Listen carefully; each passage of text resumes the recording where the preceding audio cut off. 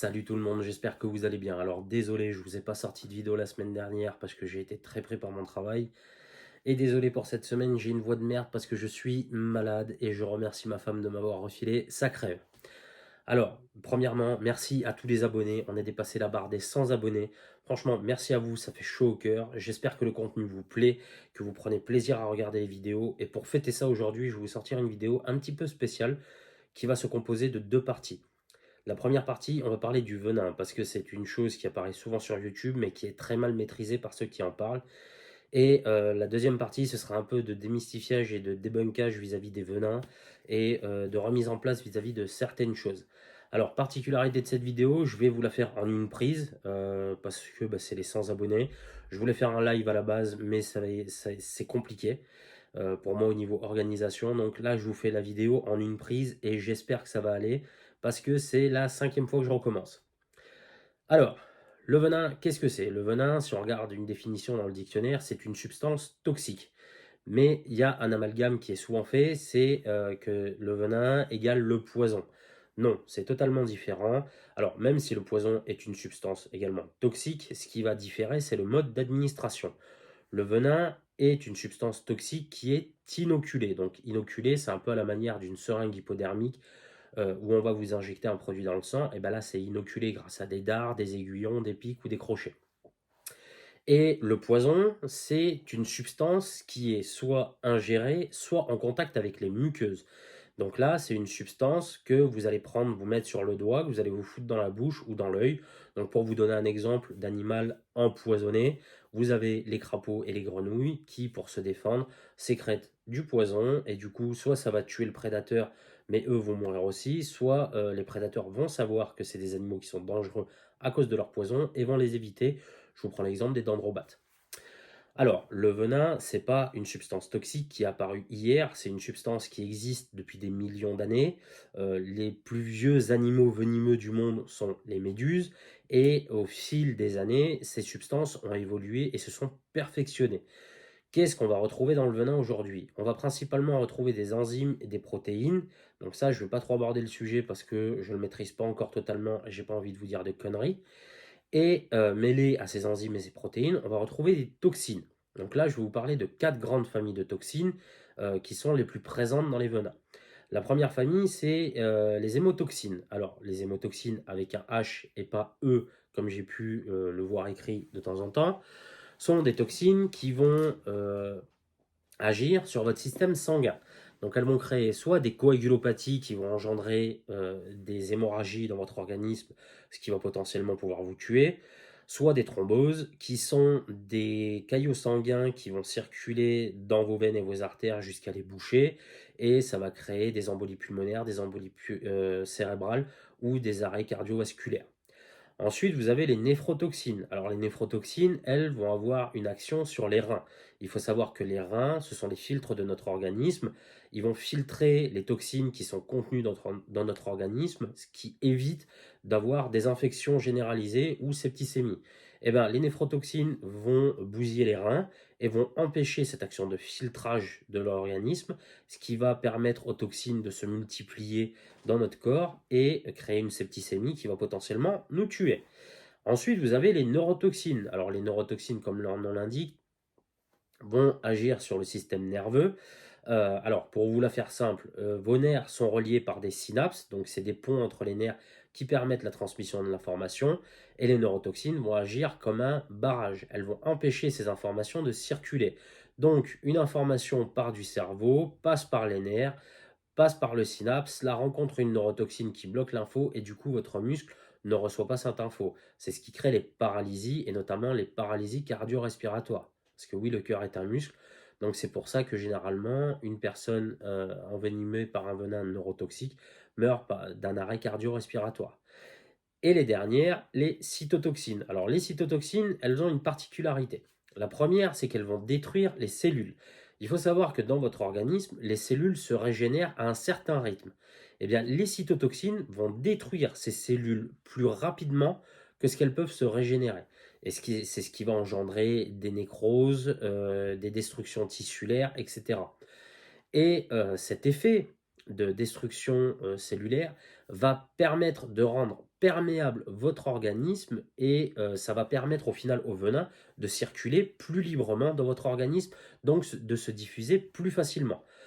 Donc c'est pour ça que généralement, vous m'entendez parler de cocktail de venin, parce que dans un venin, vous allez avoir enzymes, protéines et une ou plusieurs toxines différentes. Généralement, les cytotoxines sont associées à des venins qui sont hémotoxiques, néphrotoxiques, parce que leur action combinée permet au venin de se diffuser plus facilement dans l'organisme et de tuer la proie plus facilement. L'utilisation du venin dans la nature. Alors, il faut savoir que dans la nature, on va pouvoir retrouver le venin dans différents groupes d'animaux, à savoir les mammifères, l'ornithorynque. Donc l'ornithorynque, même si c'est une bizarrerie de la nature, il est classé dans les mammifères et il est venimeux.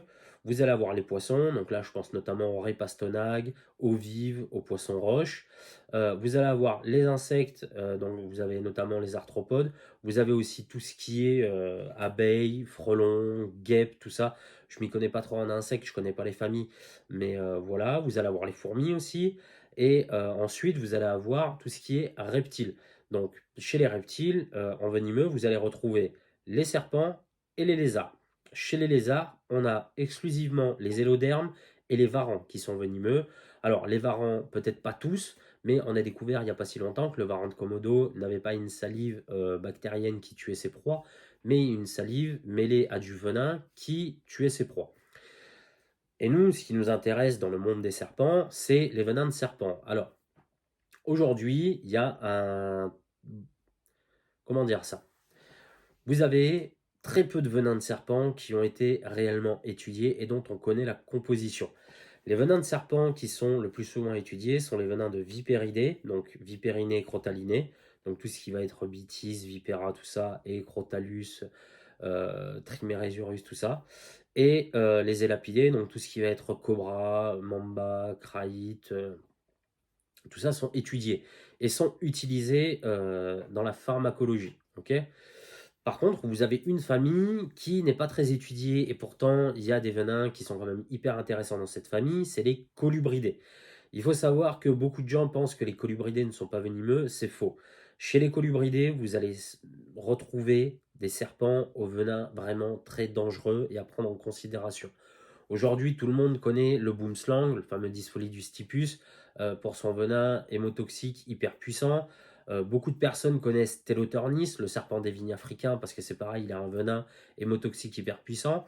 Et il n'y a pas si longtemps que ça, on a découvert que Rhabdophis tigrinus, anciennement Natrix tigrinus, avait un venin qui était très puissant et était en plus un serpent qui était capable d'empoisonner ses prédateurs.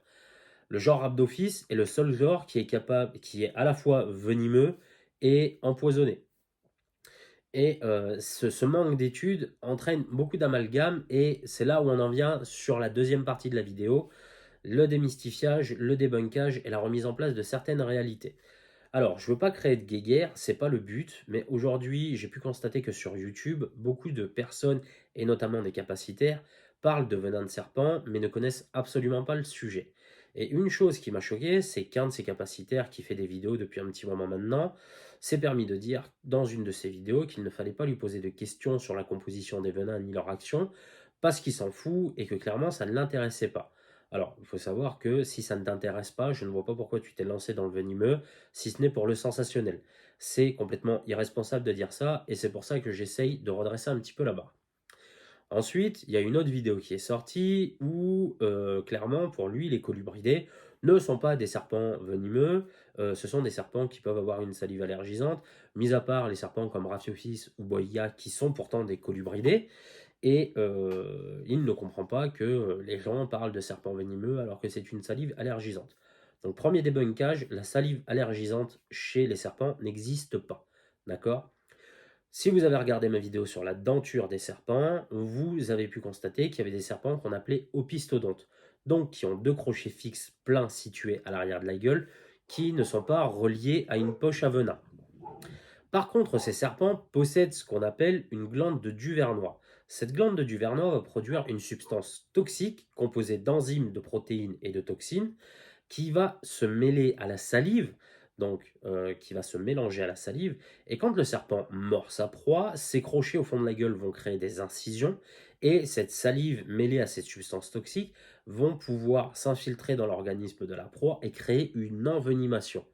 Donc on est clairement sur une envenimation. Après, il y a un autre cas de figure, vous vous faites mordre par un serpent à glyphe, donc qui n'a pas de crochet venimeux, et vous avez une réaction. Qu'est-ce qu'il a bien pu se passer? Votre main a gonflé, c'est un peu chaud, qu'est-ce qui peut se passer? La première chose, une dent a pété, vous ne l'avez pas forcément vu, et du coup, votre organisme réagit, et vous avez un corps étranger dans l'organisme, donc il se défend contre une potentielle infection. Donc ça, c'est la première réaction. Deuxième réaction, une bactérie contenue dans la salive a pénétré votre organisme, et là, vous avez ce qu'on appelle une infection due à une bactérie. Mais en aucun cas, ce n'est une allergie et il faut traiter. Une allergie suite à une morsure de serpent, on appelle ça un choc anaphylactique et il faut vous faire prendre en charge rapidement par les urgences parce que vous pouvez en mourir. Donc vous n'avez pas de salive allergisante, excusez-moi, chez les serpents, ça n'existe pas, c'est un mythe. Et si vous voulez en apprendre plus, je vous recommande ce petit bouquin qui est une vraie Bible et vous allez voir que c'est assez impressionnant parce que les colubridés sont vraiment pas assez étudiés. Ensuite, pour ce qui est serpent venimeux, donc là, je veux plus partir dans le niveau de la terrario.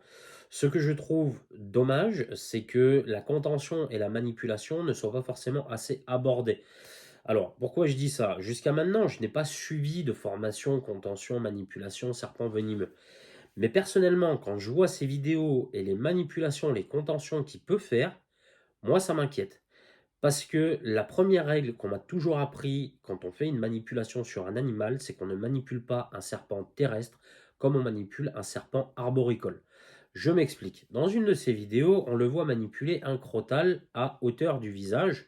Donc, selon l'angle de caméra, peut-être qu'il y a une bonne distance, mais personnellement, je la trouve très courte. Et on est potentiellement à 1,70 m de haut. Moi, ce qui me dérange, c'est qu'il le dit lui-même, c'est un animal qui ne tient pas au crochet. Donc, potentiellement, l'animal va avoir un coup de speed, va se péter la gueule et potentiellement se blesser. Alors, c'est dommage que l'animal se blesse, mais là où ça devient un peu plus chiant, c'est que si l'animal tombe, il va stresser et là, il va falloir passer à une contention active. Et sur un crotal bien vénère, une contention active, c'est pas ce qu'il y a de plus simple à faire. Donc ça, c'est le premier truc qui m'a choqué. Le deuxième truc, c'est que sur une autre vidéo, il fait une manipulation de boiga.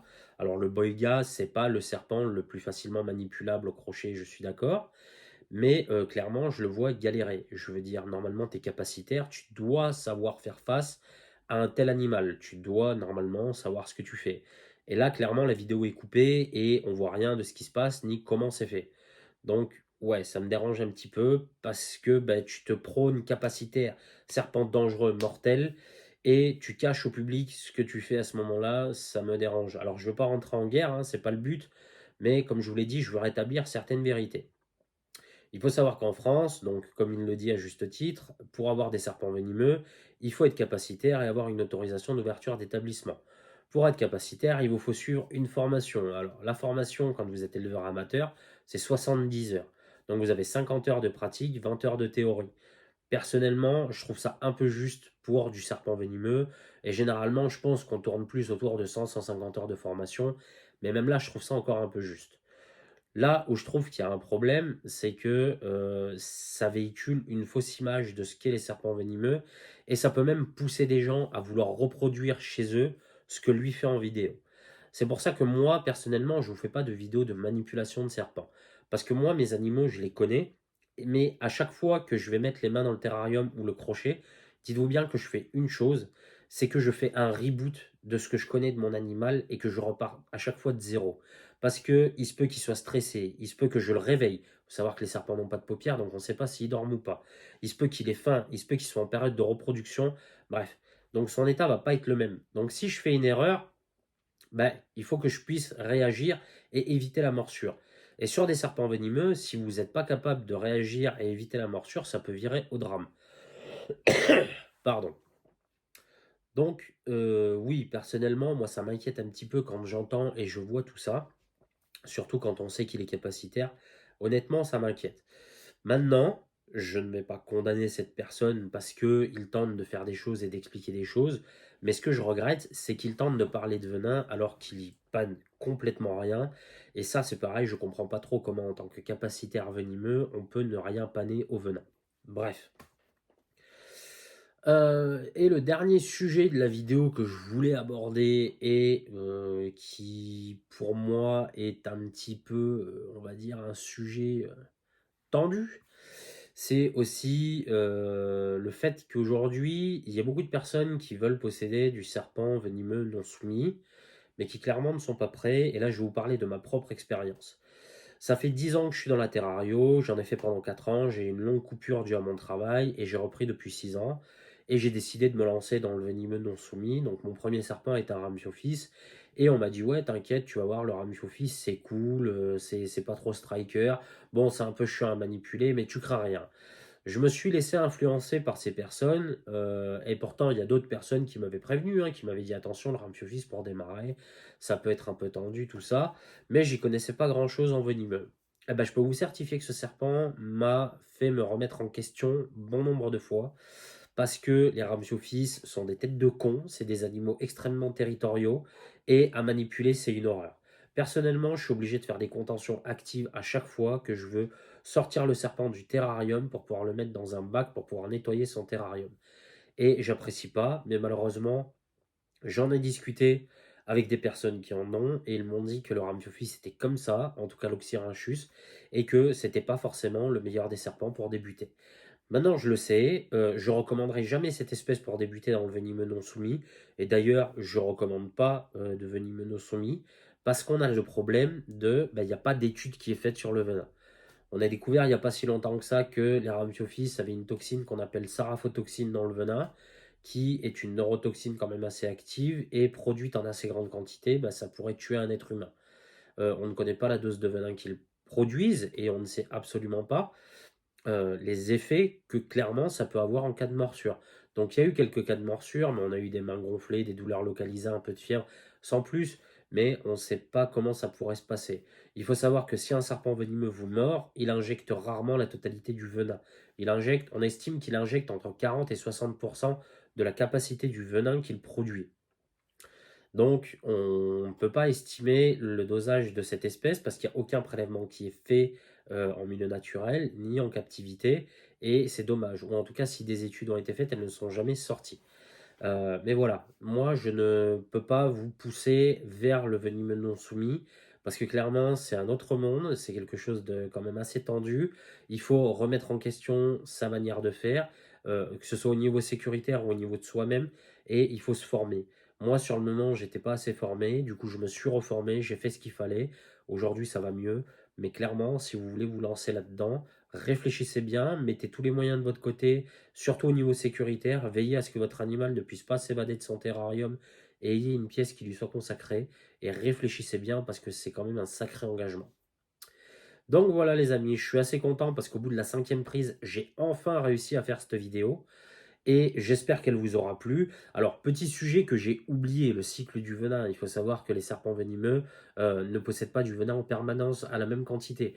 Vous allez avoir des périodes où ils vont en produire plus et des périodes où ils vont en produire moins, et la qualité et la quantité de venin va varier. Je vais vous donner un exemple tout bête. Vipère raspi, les mâles lors de la saison de reproduction ne se nourrissent pas, ils cherchent qu'une chose, c'est faire nique l'amour avec une femelle. Donc ils ont des quantités de venin, les poches à venin qui sont pleines et des quantités assez astronomiques, donc les envenimations peuvent être plus graves.